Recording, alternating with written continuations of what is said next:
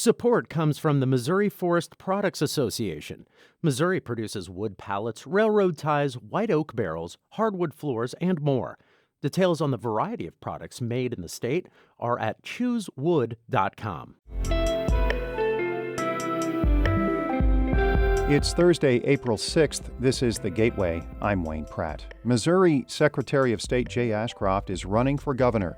The Republican made his candidacy official today. I'm running for governor because I believe that Missouri can do much more than it's doing. I believe that Missouri is a state that should be leading in our country. I believe Missouri is a state that other states should be looking at and following. If elected, Ashcroft says he would retain the state's ban on most abortions. Ashcroft's decision sets up a competitive Republican primary. St. Louis Public Radio's Jason Rosenbaum reports.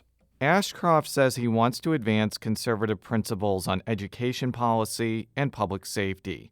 He's critical of how Missouri's budgets have grown dramatically over the past few years. Ashcroft will be running against Lieutenant Governor Mike Kehoe and possibly Senator Bill Eigel in next year's primary. But the two-term Secretary of State isn't focused on his competition, but rather convincing Republican voters that he should lead the state. I've shown a sense of accomplishment. I've shown a sense of fighting to create opportunity for all Missourians. That's why I believe people should vote for me. As of now, no major Democratic candidate has announced they're running for governor. I'm Jason Rosenbaum, St. Louis Public Radio. St. Louis's police chief is speaking out against a bill that would put control of the department under a state-appointed board. He testified yesterday before a Missouri Senate committee.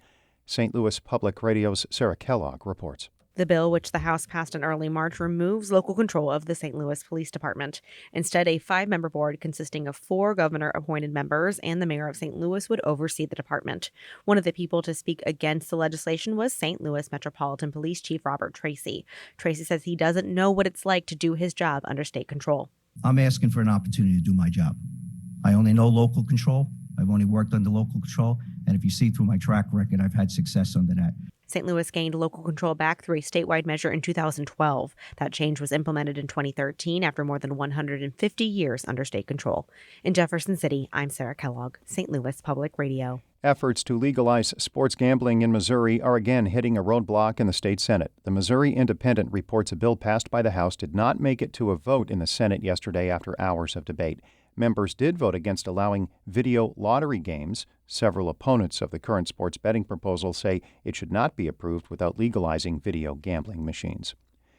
Newly elected members of the St. Louis Board of Aldermen say fighting crime and making key financial decisions will define the next 2 years. Allies of St. Louis Mayor Tashara Jones won a majority of seats on the Board of Aldermen this week.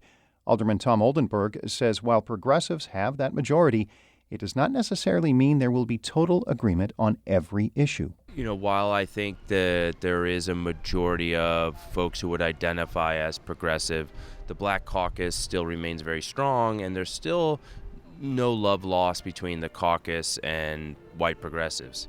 Mayor Jones's chances of winning another term in 2025 could depend on whether city leaders can reduce the homicide rate and efficiently spend federal money. Aldermen will also have to decide how to spend proceeds from the recently passed 3% sales tax on recreational marijuana.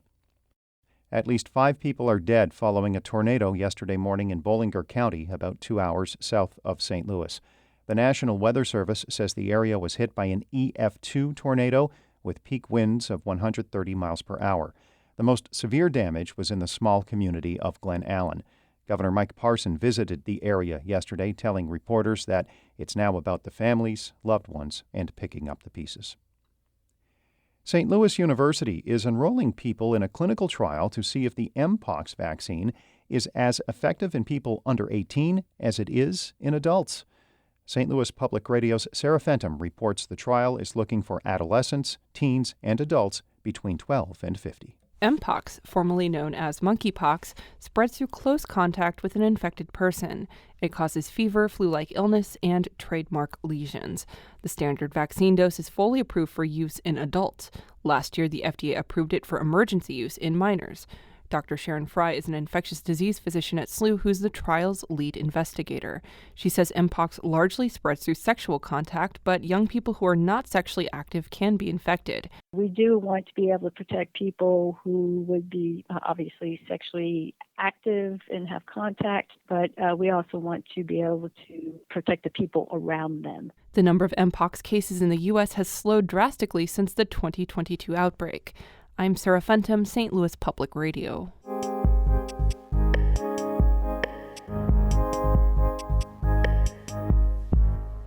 Some of the items we are following in the St. Louis Public Radio newsroom. Cleanup continues in Bollinger County following yesterday's deadly tornado.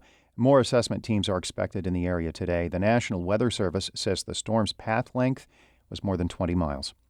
Work officially begins today on an affordable housing project in the Greater Ville neighborhood of St. Louis. The 15 new and 11 rehabbed homes are being funded in part through federal pandemic relief money. And our St. Louis on the Air team will focus on mosquitoes. Specifically, an app inviting citizen scientists to track the insect's population this summer to better understand St. Louis's mosquito hotbeds. St. Louis on the Air begins at noon.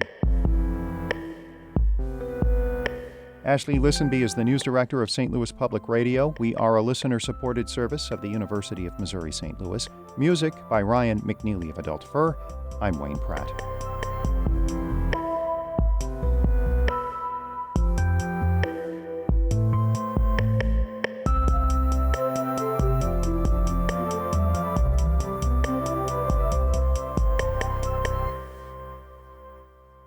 Support comes from the Missouri Forest Products Association, committed to conservation and careful management of the state's forests to make them more resilient and better habitats for wildlife. ChooseWood.com.